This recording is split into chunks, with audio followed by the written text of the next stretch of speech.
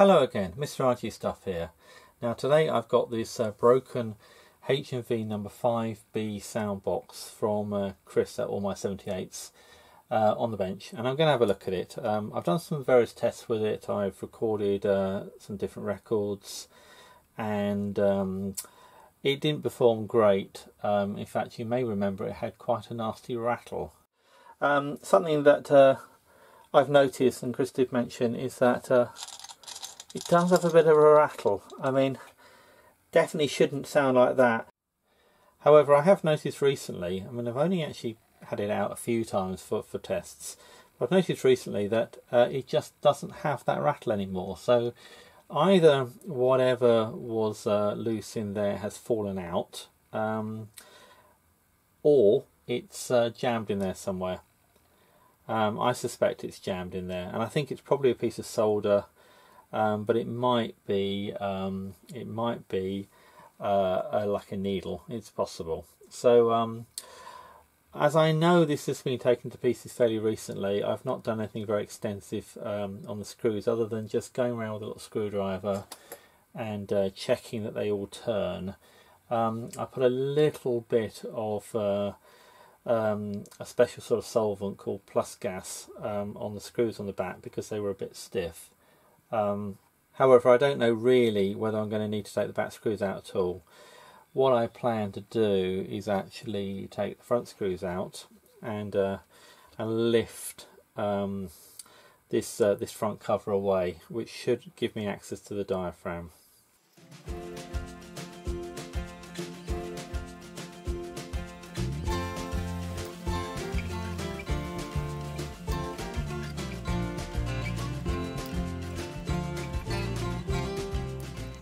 Right, and there we go. That's the front cover away. So we'll put that somewhere safe. Now I have to admit that I've never had one of these in pieces before. So what I'm looking out for basically is anything that looks like it's loose. Now I know this top bit here has been resoldered. That was the last repair that was done on it. And I'll probably end up resoldering that again. These bits here, sort of this is called the spider, and these bits around here are the legs of the spider, and they're soldered on, and in fact they look just fine. Doesn't seem to be any problem there at all. The diaphragm, other than being just a little bit dirty, and maybe there's a kink there. Let's see if we can get that on camera shot. Sort of there. Actually looks in pretty good condition.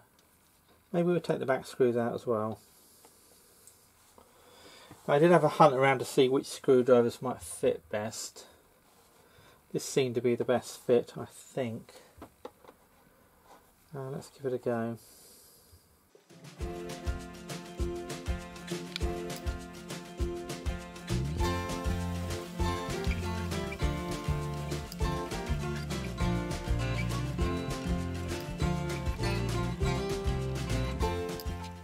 Right, and that's the back off, and this here is the felt gasket. So that lets me have a look at the other side of the diaphragm. Let's use this camera here. That doesn't look too bad at all. I'm going to do as little as possible to this diaphragm because these are the most complicated diaphragms I would like to come across, and I don't want to ruin it. Now what is interesting, I didn't realise, is that the needle bar, which is this bit here, doesn't go all the way through. So on pretty much every other diaphragm that I've seen, it goes through and it's secured from the other side. Well, this is just literally soldered on the spider. Well, in fact, yeah, it's soldered on the spider at the front, and the spider just sort of sits on the diaphragm. You know, the main diaphragm. Now, I should have realised it wasn't going to go through because I knew the spider was separate, but somehow I just sort of forgot that and was sort of expecting to have to solder it from the back as well, whereas clearly I don't need to. Right, well, I've had a bit of a rearrangement of the cameras, which hopefully will get things in better shot. There was also a bit of a problem earlier with noise outside. However, I'm now going to carry on. So I was sort of pondering if there was anything sort of caught up in the diaphragm. What I've done off camera is I've just loosened off this screw here because I think I am actually going to take needle bar out, and one of the reasons, and I'm not sure if I can fix this, but one of the reasons is that the diaphragm isn't actually sort of central in the back there. It actually sort of touches a bit over here, and that's not great. And with the ones that I've looked at before, I've sort of tweaked the needle bar around a bit and sorted it out, but I can't really do that with this. You can't really tweak the needle bar off a 5B. It's not that sort of thing. It's a folded piece of metal by the looks of it. So anyway, I'm going to try taking out this screw here. I think I do actually need to hold the nut in place. And I'm not sure what size screws and nuts these are, but HMV apparently used the same size that Victor used, so they're American sizes, and I don't have American spanner sizes, so I don't have one that fits perfectly. And I've got it over this big pan here, so if anything does drop off, it won't bounce away and be lost.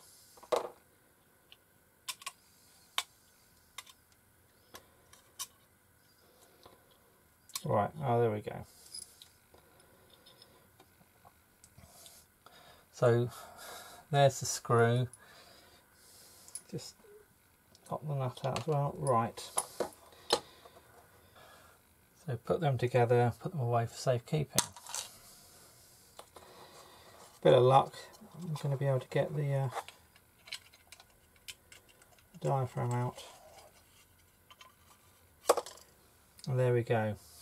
So there's the metal plate. I mean, it's quite complicated. I mean, they really did go to town with this. So I'm going to give that a bit of a clean up. There's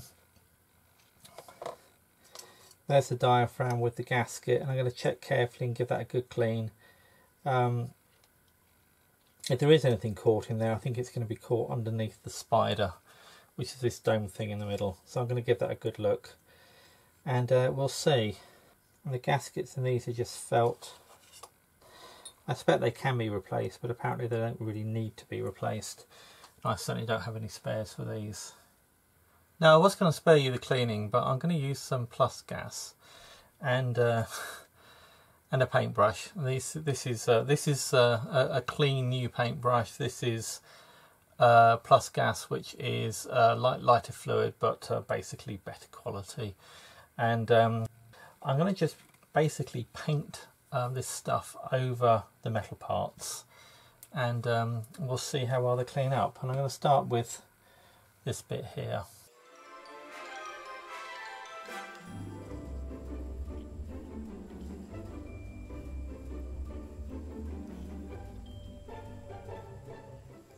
Well, there is certainly some dirt coming off. I have to admit there is some signs of sort of damage or wear here, and I'm not convinced that happened in the accident that put it out of action.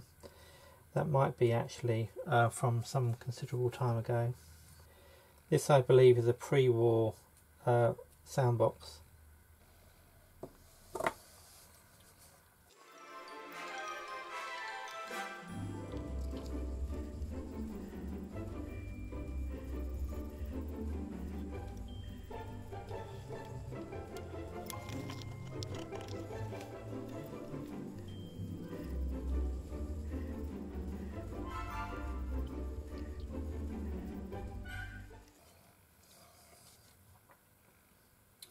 As well as the discoloration on the back, there does seem to be something here. It looks like it could even be glue. I really don't know.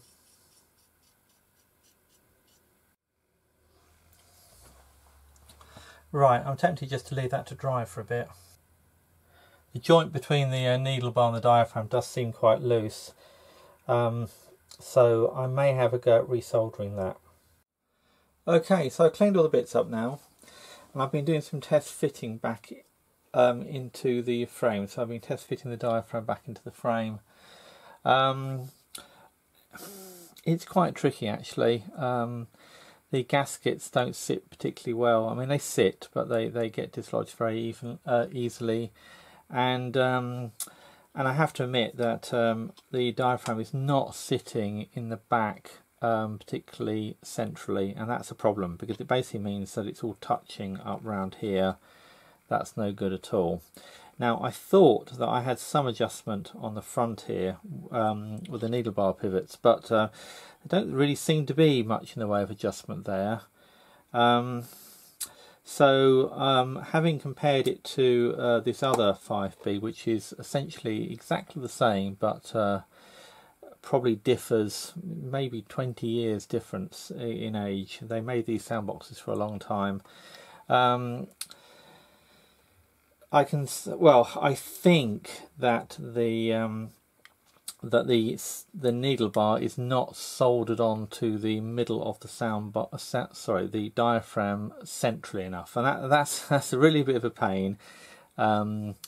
Most sound boxes just have a sort of pin or a screw or something that goes through a hole in the middle. There really isn't any way of misaligning it. On this one, it's soldered on the front.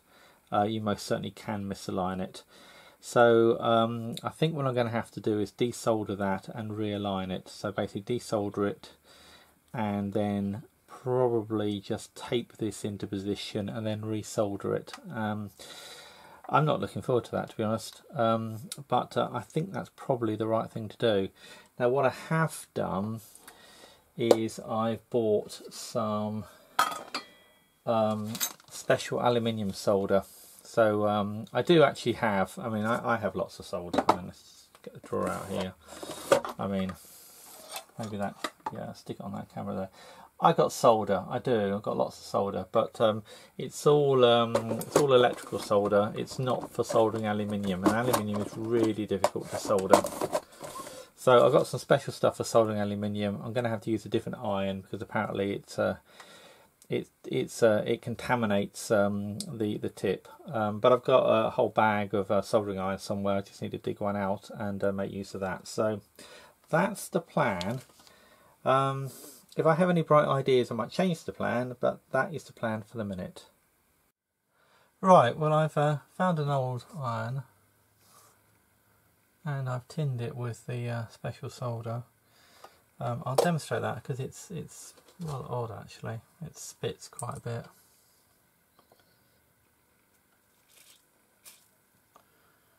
I can't say I've come across anything quite like that before, but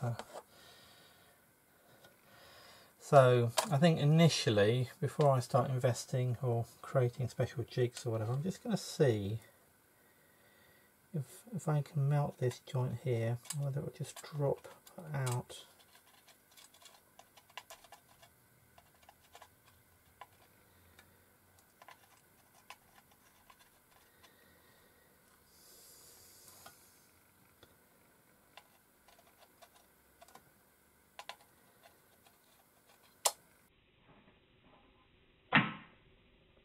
Yeah, so there we go.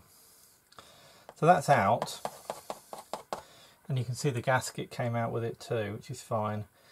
So the plan is that I will mount the diaphragm back in and then probably tape it in position using electrician's tape or something that isn't going to damage it, and get it as central as I can, and then resolder this this central pin here. Maybe we'll just clean that up a bit.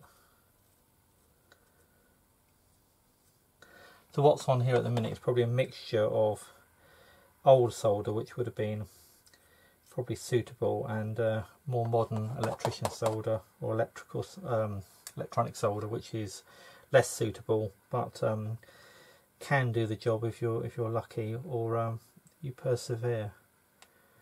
Right. So I think I also need to figure a way to clean this hole out here.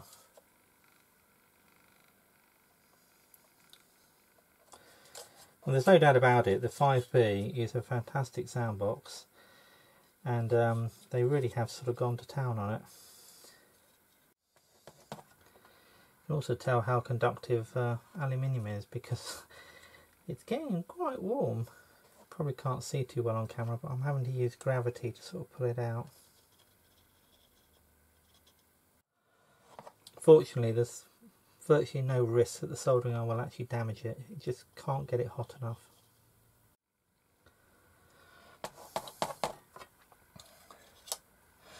So whilst I've worked on relatively few sound boxes, I have built a few of my own.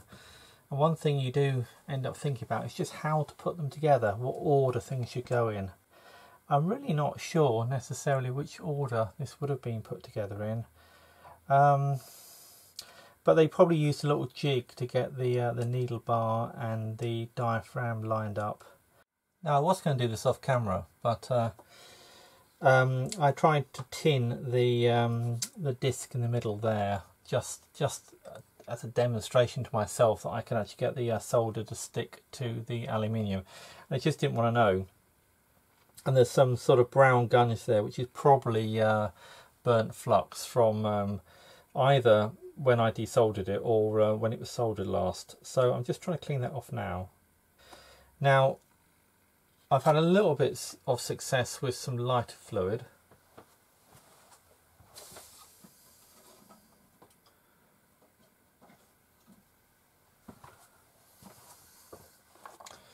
Just try a bit more of that, and then just scraping it also with a knife. Now I'm using lighter fluid. I did use plus gas, which I think I described as posh lighter fluid, to actually clean the diaphragm, and it's nice stuff, but it seems to be just a tiny little bit more oily than lighter fluid. So I think for this cleaning I'm just going to use plain old lighter fluid. And actually that's cleaning up quite nicely actually. So we'll just get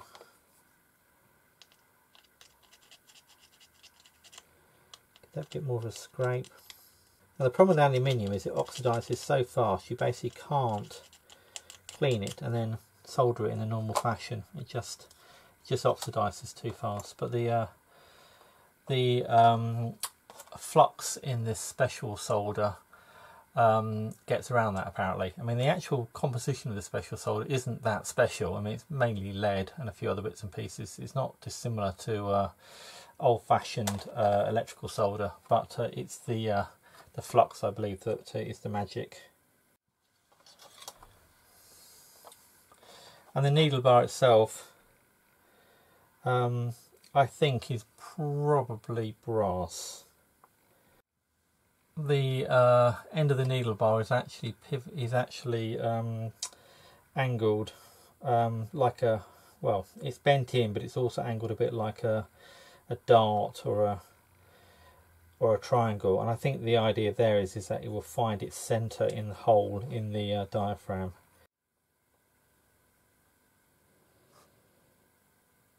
Unfortunately, I found that the soldering iron was just not hot enough to get the solder to flow on the diaphragm.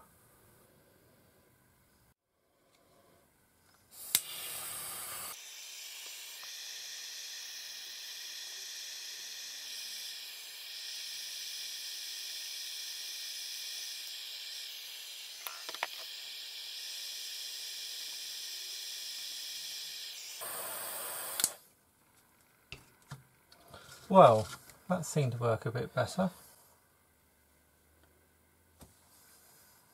I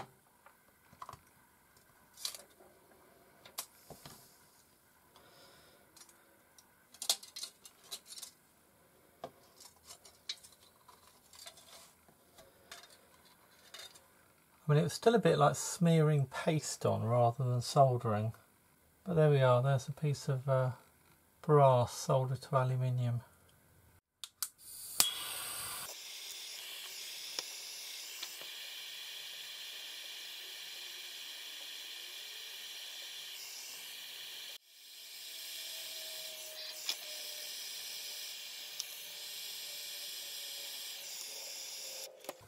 Right, well that's the ring tinned I removed the lump of solder that got stuck on with the soldering iron and tinned it with the Dremel, which is rather more effective. Okay, so I've taped the diaphragm in the back very gently, very loosely. I've ensured that there is a little bit of a gap around the edges. I mean, the gap's not perfectly even, but it's there.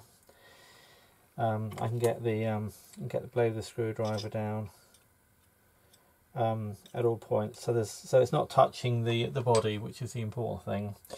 And then I've been tweaking the needle bar, and I said I wasn't going to tweak the needle bar, but I am tweaking the needle bar a bit to try and get it into the same sort of position as the one in here. And part of that reason is because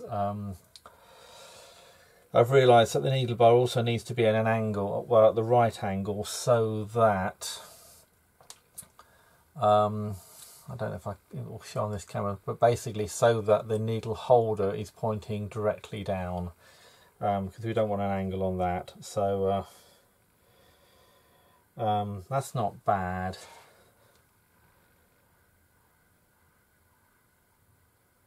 That might be good enough. It's still not entering this hole at quite the same point as it is on the other one. The other thing which I've noticed is that there is a little bit of play in the pivots, and I haven't figured out how to get rid of that yet, to be honest. There doesn't seem to be any adjustment. I mean, there's a screw and there's a nut, but it's not like the ones I've made, where you can decide how far or how much you screw the screw in. I mean, essentially the screw just slides in and the nut goes over the threaded portion to hold it in place. It just doesn't seem to have any adjustment on it. Right, the moment of truth, and we're going to try soldering the central pin from the needle bar back into the diaphragm.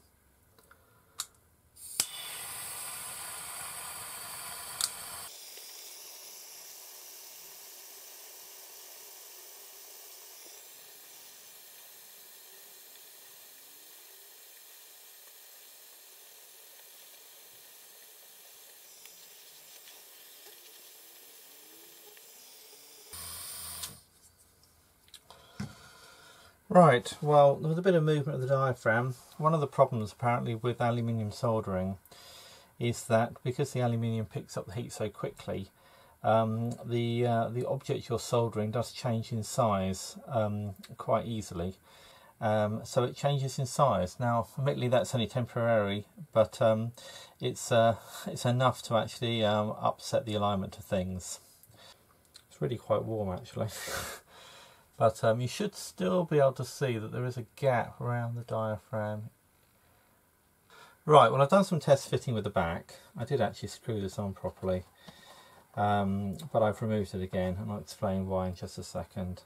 But anyway, what I was trying to determine was whether, with the back on, did I still get any noticeable wobble in the needle bar, and I still did. And so what I've done, so basically just rocking this back and forth, did actually show some appreciable movement. So what I've done is I've actually taken this off again, and I've tightened up these screws and these nuts here, and that does seem to have fixed the problem. I mean, I don't want to push it too hard. I was beginning to think maybe a tiny little ball bearing or something had dropped out from inside of the actual needle bar itself, which would have been a real pain if that had been the case, and I don't remember losing one, certainly. And not irretrievable. I'm sure I could have sorted it out, but it just would have been another adventure to resolve. However, it does seem to be pretty decent, and looking at the back, I mean, it's not as central as I would like it to be. However, there is air. You can see light all the way around. So it's certainly better than it was when I first put it back in. So I think resoldering the joint at the front was justified. So even though the needle bar is pretty much invisible or unseen when the soundbox is reassembled. I've put some rubber, or I think this is latex actually, on the tips of the pliers, and I am going to video this. If it all goes horribly wrong, then at least you can see what I did and what not to do.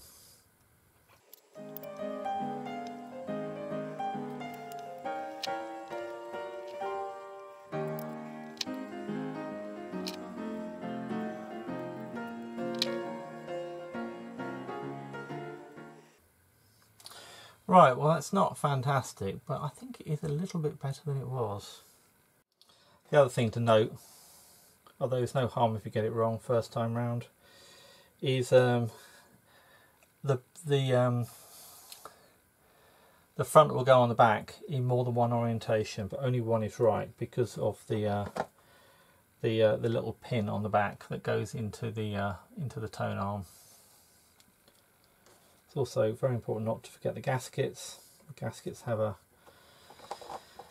an all too familiar habit of just jumping out every opportunity they try to escape.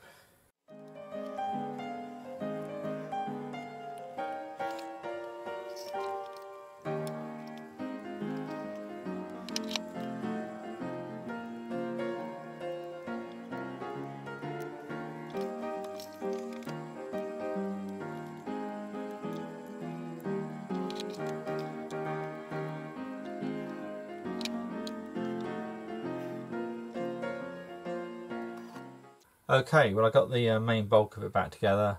It probably would play like that actually. I don't think the front cover is structural, but I will put it on and then I'll try it on the gramophone.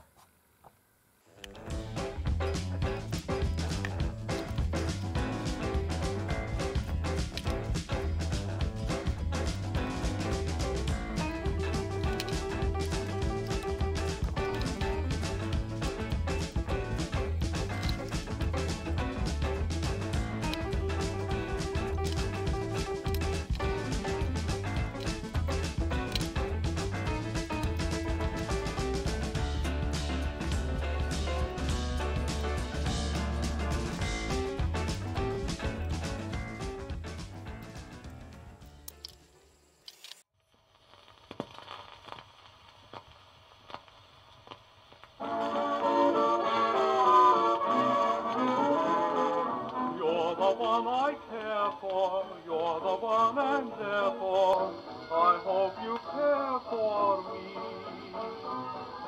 Listen to my pleading, you're the one I'm needing. I love you so sincerely. At last I've met my fate, I'm glad that I could wait until I found someone like you. You're the one I care for, you're the one, and therefore I hope you care for me.